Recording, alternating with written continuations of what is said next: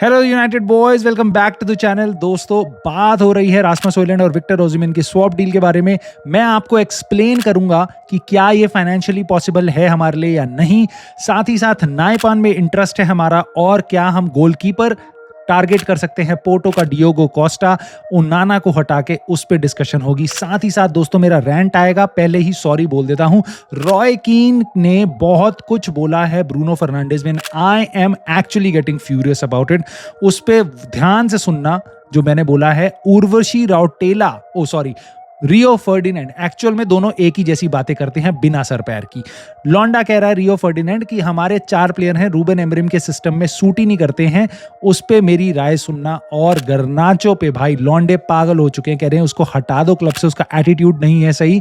Ipswich के बाद substitution में जो उसके साथ किया उसने यूनाइटेड में, सो उसको हटा दो। He should not play in the next game.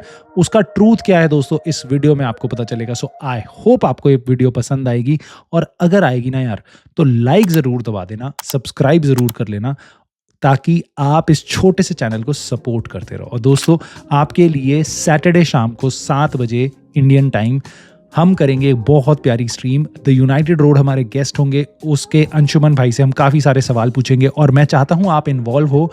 मेरे चैनल पे पोस्ट है, वहां पे जाके आप बता सकते हो आपको क्या क्वेश्चंस पूछने हैं मेरे से या उनसे, and I will try to cover them as many questions as I can. I hope आपको वो पसंद आएगी, क्योंकि काफ़ी डिफरेंट तरीके का आपको दिखाई देगा। ये एक कोलैबोरेशन है। आई होप आपको पसंद आए। सो दोस्तों, आगे बढ़ते हैं। आज की न्यूज़ में सबसे पहले कवर करते हैं गर्नाचो, क्योंकि मेरे को तो सही नहीं लगा काफ़ी ये बिहेवियर, और काफ़ी अब्यूसिव लगता है मुझे। ये बेस है इस कहानी का ये कि इप्सविच के अगेंस्ट जब हमारे को रेड कार्ड मिला डोरगू को, तो सब्स्टिट्यूट सबसे पहले उसी टाइम पे रूबन एमरिम को चेंज करना पड़ा, और उसने गर्नाचो को हटाया। और कह रहे हैं कि गर्नाचो सीधा टनल में चला गया, टीम के साथ नहीं बैठा, एंड दैट इज़ वाई इतनी खबर के साथ कुछ फैंस चढ़ गए एकदम कि उसको सेल कर दो, उसका एटीट्यूड नहीं है सही, प्लेयर पावर ब्ला ब्ला ब्ला। मेरा इसमें बस इतना ही कहना है भाइयों कि अगर किसी ने दिमाग लगा के देखा होता ना, तो उसको साफ सीधा दिखाई दे जाता कि गर्नाचो ने एक्चुअल में किया क्या। मैंने जाके वीडियो देखी, और वीडियो में साफ दिखाई दे रहा है सब्स्टिट्यूट होने के बाद वो उसने काइंड ऑफ हैंडशेक और हग कह लो आप, जिस भी तरीके से मैनेजर के साथ करते हैं, रूबन एमरिम के साथ किया। उसके बाद वो बेंच पे इशारा कर रहा है कि मैं अपनी शर्ट चेंज करके आता हूँ वापस, और क्योंकि उसकी शर्ट पूरी भीगी हुई थी, बारिश हो रही थी पूरे गेम में, उसके बाद वो आके बैठ भी गया। So this is literally non अजीब सी बात है भाई, मैं क्या बोलूँ, अनकॉल्ड फॉर यार, this is uncalled for, and I just really don't like किस तरीके से हमारे प्लेयर्स टारगेट होते हैं, चाहे वो 20 साल के हों, चाहे वो 30 साल के हों। बहुत ही गंदे तरीके से इन्वायरमेंट में हमारे प्लेयर्स को रहना पड़ता है when they wear United Jersey. दोस्तों, रियो फर्डिनेंड ने बोला है 4 प्लेयर्स के बारे में, नाम बताता हूँ आपको उनके, ज़र्गजी, मैग्वायर, डीलेट और हॉयलैंड। इनके बारे में बोला है कि ना इन पे एथलेटिसिज्म है, ना ही इन पे फिजिकलिटी है। आई डोंट नो क्या बोला है उसने, नॉनसेंस बात बोली है, इतनी मैं आपको बताता हूँ। पहली बात तो मैं इन चारों प्लेयर्स में मैग्वायर को अलग रखता हूँ।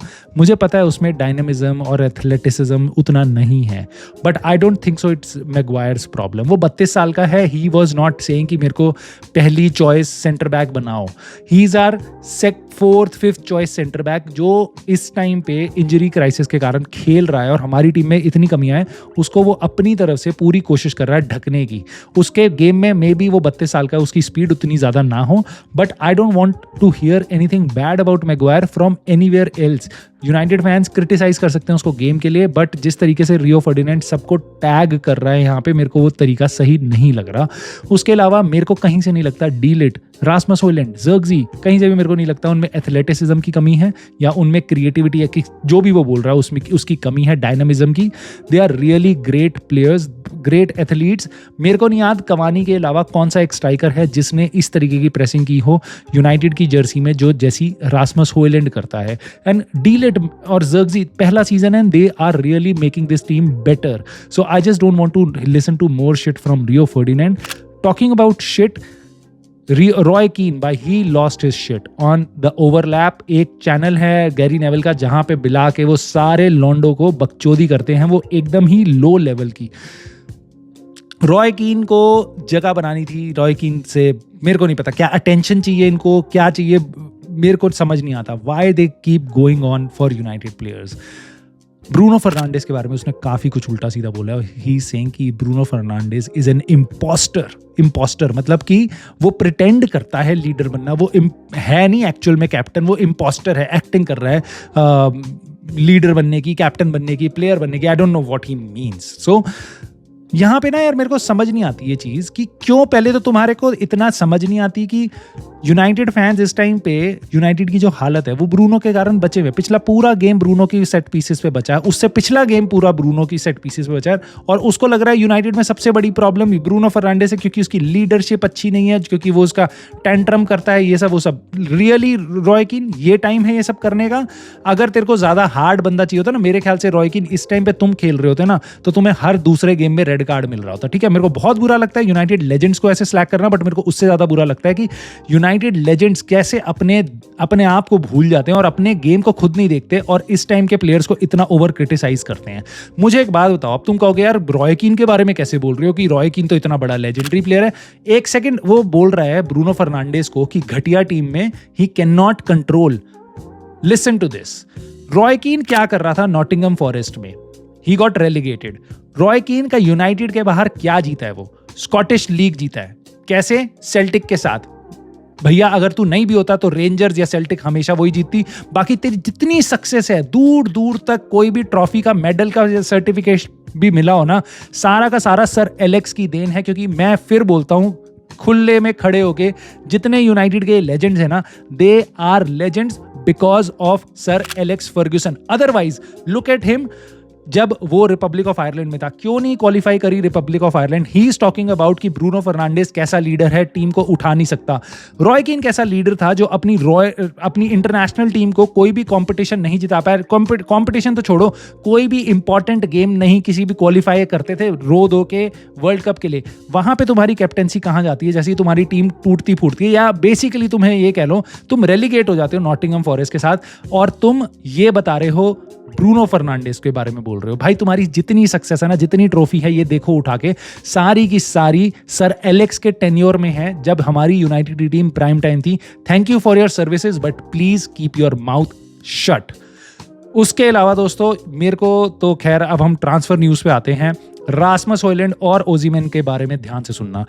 ये खबर आ रही है कि 33 मिलियंस देंगे हम और रासमस हॉयलैंड को देंगे ओजीमेन को लेने के लिए। अब मैंने यहाँ पे करी थोड़ी सी मैथ जो मैं आपको बताता हूँ, और विक्टर ओजीमेन का जो रिलीज क्लॉज है 62 मिलियन का है। अच्छा, अब आप कहोगे क्या हम रासमस हॉयलैंड को बेच सकते हैं? क्योंकि आप कितनी बार शेखर भाई बोलते हो ना, पता नहीं क्या फाइनेंशियल फेयर प्ले और बुक्स और डेप्रिसिएशन और एप्रिसिएशन, क्या एमोर्टाइजेशन, क्या लॉजिक है उसका? सो मैं आपको बताता हूँ वापस। हमने 64 मिलियन दिए थे, 64 मिलियन दिए थे एटलांटा को रासमस हॉयलैंड के लिए। 5 साल का कॉन्ट्रैक्ट दिया था, और हमने 8 मिलियन बोले थे कि भाई एड ऑन्स है, कुछ परफॉर्मेंस रिलेटेड बोनस, जो मुझे लगता है परफॉर्मेंस रिलेटेड बोनस तो सारे अचीव नहीं हुए होंगे। तो मान लेते हैं हम 65 मिलियन की डील है, 5 साल में स्प्लिट है। हम हर साल अपनी बुक्स में दिखाएंगे रासमस हॉयलैंड की कॉस्ट है 13 मिलियन 5 साल तक। 13 million 13 million 13 million 13 million 65 million 5 साल तक कॉस्ट है। अब पहला साल रासमस हॉयलैंड का पिछला था, 13 मिलियन हमने दे दिए। इस साल हमने 13 मिलियन दे दिए। इस समर में हम 26 मिलियन रासमस हॉयलैंड के दे चुके हैं। अगर हम इस समर में बेचते हैं रासमस हॉयलैंड को, तो हमारे को अपनी बुक्स में दिखाना पड़ेगा कि हमने 39 मिलियन और दिए हैं। तो रासमस हॉयलैंड को अगर हम 39 मिलियन में बेचेंगे तो we don't make any profit. 39 million से कम में बेचेंगे तो वी मेक लॉस, और 39 मिलियन से ज्यादा में बेचेंगे, लेट्स से 40 मिलियन में बेचेंगे, तो हमारे पे 1 मिलियन का प्रॉफिट होगा। अब विक्टर ओजीमेन के लिए कह रहे हैं कि 62 मिलियन का उसका रिलीज क्लॉज है, which sets very much in the news that we are hearing कि भैया रासमस हॉयलैंड की वैल्यू इस सीजन के एंड में होगी 39 मिलियन। उस पे हम 33 मिलियन अगर हम डाल देते हैं, so it becomes about like 72 million और something like that. And I think हम 72 मिलियन या उससे कम में ही ये डील कर सकते हैं। तो मुझे लगता है रासमस हॉयलैंड प्लस 20-25 मिलियन अगर हम और देते हैं तो Victor Osimhen financially, Napoli would be okay with it, we would be okay with it. Only thing is कि वुड रासमस हॉयलैंड भी okay with it? I think so, he will be. Napoli जाने में उसको कोई दिक्कत नहीं होगी, Serie A से आया है वो, he will be happy to go and play for a team जो सीरिया ए जीतने की कोशिश कर रही है, राइट?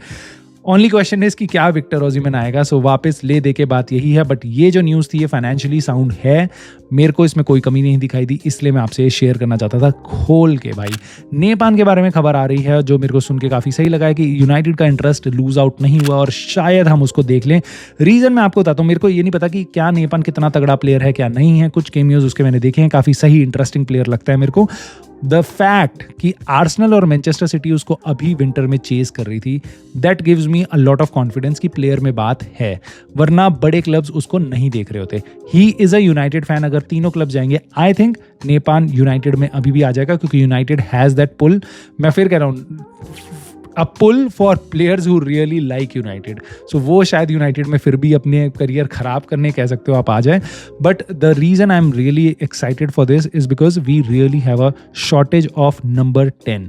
हमारी एकेडमी में भी नंबर 10 वाली पोजीशन में, ब्रूनो वाली पोजीशन वाला कोई प्लेयर कोई खास नहीं है जो सेंटर अटैकिंग मिडफील्ड या नंबर 10 वाले रोल्स में खेल पाए। वैसे हमारी एकेडमी से भी टैलेंट नहीं आ रहा बहुत तगड़ा, और हमारे कोई लिंक्स, और हम अफोर्ड नहीं कर सकते किसी वर्ल्ड टॉप टैलेंट को इस टाइम पे। सो ये इंटरेस्टिंग चीज़ मेरे को लगी। साथ ही साथ एक नया लड़का जो हमारे पास आने वाला है वो है डियोगो लियोन। उसने अभी कल गोल मारा है अपना कोपा लिबरेटडोर्स में।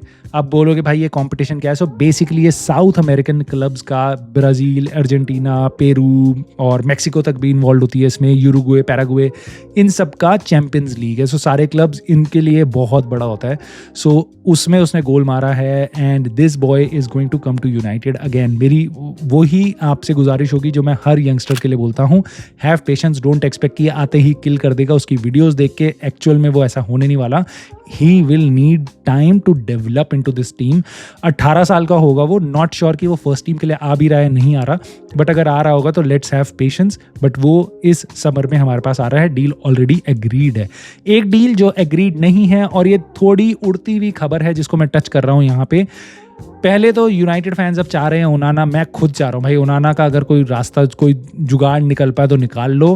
बहुत महंगा खरीदा था हमने 2 साल पहले, वापस 30 मिलियन से नीचे हम उसको बेच नहीं सकते, फाइनेंशियली साउंड नहीं है हमारे लिए।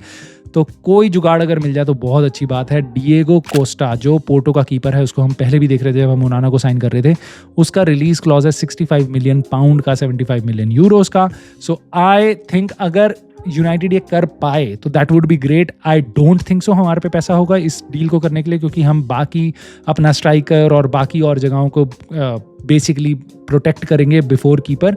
बट अगर ऐसा कुछ होगा तो I think United would really benefit, क्योंकि इस टाइम पे इतने हमारे स्क्वाड में होल्स हैं कि हम कीपर को नहीं देख रहे हैं। But keeper also needs changing, may be not this year, may be next year, but जब तक ओनाना रहेगा भाई, मेरा तो अभी फटा हुआ है दिल। मैं पहले साल उसको माफ़ कर दिया था मैंने हर चीज़ के लिए, मैं उसको सपोर्ट कर रहा था, क्योंकि it's not easy for a keeper to come and play for United. आप हिस्ट्री उठा के देख लो, सारे बड़े बड़े कीपर फेल हुए हैं यहाँ पे। सो खासकर शुरुआत में भी, चाहे वो डिगेया हो या कोई भी प्लेयर हो भाई, वो शुरुआत में यहाँ पे फंबल्स करते ही हैं। और अगर डिएगो कोस्टा आएगा भी या कोई और नया गोलकीपर आएगा भी, सो दे विल फर्स्ट ईयर में वो मिस्टेक्स करेंगे, ये एजम्पशन है मेरी। बट ओनाना इस सीजन में कर रहा है, that really bothers me a lot, specially at this time जहाँ पे United really needs to be playing very well. तो गोल कीपिंग के stupid errors are really bothering me a lot. दोस्तों, let me know your thoughts on whether we should sell Onana and probably is it going to be better अगर हम Diego Costa को ले आएँ वहाँ से, Porto से। और नेपान पे आपका क्या कहना है, विक्टर ओसिमन, होयलैंड पे क्या कहना है, रॉय कीन के बारे में क्या कहना है भाई आपका, और आपके रियो फर्डिनेंड पे क्या कहना है, late me no in the comments. और आई जस्ट होप कि आपने अभी तक लाइक कर दिया होगा वीडियो को, सब्सक्राइब कर लिया होगा चैनल को, और मैं आपसे मिलता हूँ बहुत जल्दी नेक्स्ट वीडियो में।